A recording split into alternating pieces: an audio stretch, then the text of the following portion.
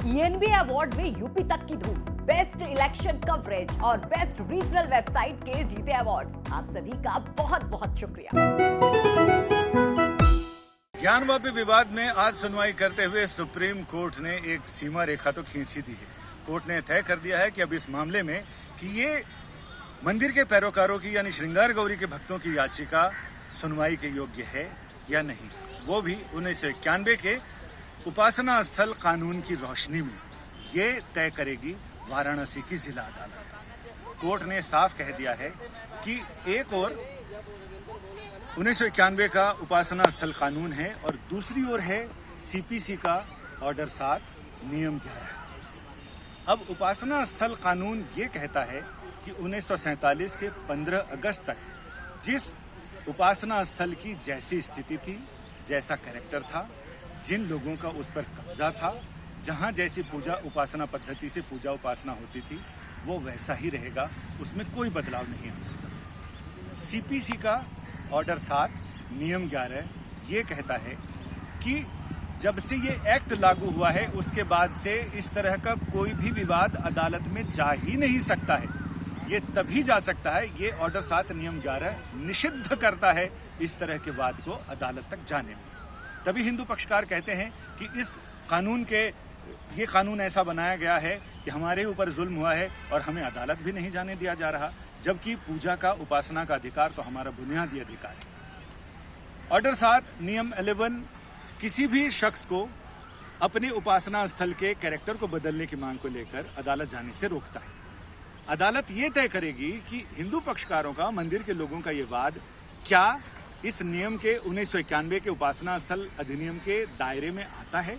अगर नहीं आता है, कोर्ट डिसाइड करेगा कि अगर आता है तो आप नहीं जा सकते, और अगर नहीं आता है देन यू कैन प्रोसीड, आप अदालत में इस अधिकार के लिए बात कर सकते हैं। सुप्रीम कोर्ट में भी आज यही दलील हुई। मस्जिद के पैरोकारों का ये कहना था कि 1991 के उपासना स्थल अधिनियम के तहत, कानून के तहत हिंदू याचिकाकर्ताओं की ये याचिकाएं बिल्कुल इस सुनने योग्य नहीं है और इन्हें खारिज कर दिया जाना चाहिए, क्योंकि 1991 का ये कानून किसी भी वादी को सीधे अदालत में जाने से रोकता है जिसमें वो कहे कि उस जगह पर हमें अधिकार चाहिए और वहां का कैरेक्टर बदल दिया जाए। हिंदू पक्षकारों ने अपनी दलील देते हुए ये कहा कि हम कहीं से भी ये याचिका, ये वाद, ये मामला 1991 के पूजा स्थल अधिनियम में नहीं आता है, क्योंकि यहाँ पिछली सदी के आखिरी दशक तक, उसके बाद तक भी पूजा होती रही थी। अभी भी साल में एक दिन श्रृंगार गौरी की पूजा उसी परिसर में होती है जिसको लोग मस्जिद कहते हैं। इनका ये कहना है कि औरंगजेब ने जिस समय इस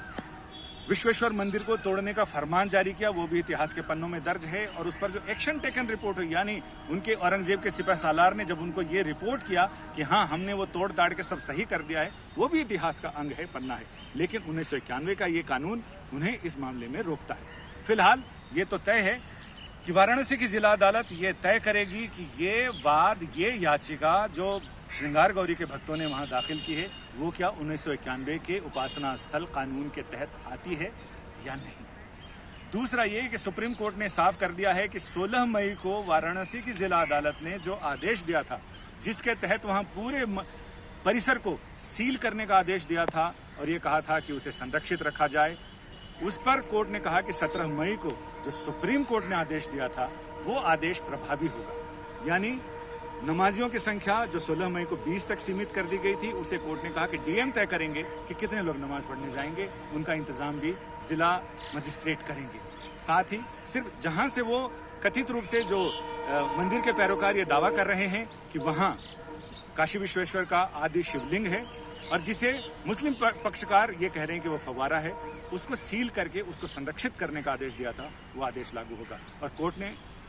शुक्रवार की सुनवाई में यह भी साफ कर दिया है कि अगले 8 हफ्ते तक यही आदेश लागू होगा, यही आदेश जारी रहेगा, यही प्रभावी रहेगा, और जुलाई के दूसरे हफ्ते में अदालत इसमें सुप्रीम कोर्ट सुनवाई करेगा। लेकिन इस बीच निचली अदालत अपनी सुनवाई को आगे बढ़ाती रहेगी, जिसे यह तय करना है कि क्या हिंदू पक्षकारों की ये याचिका 1991 के उपासना स्थल कानून के तहत उसके दायरे में आती है या नहीं।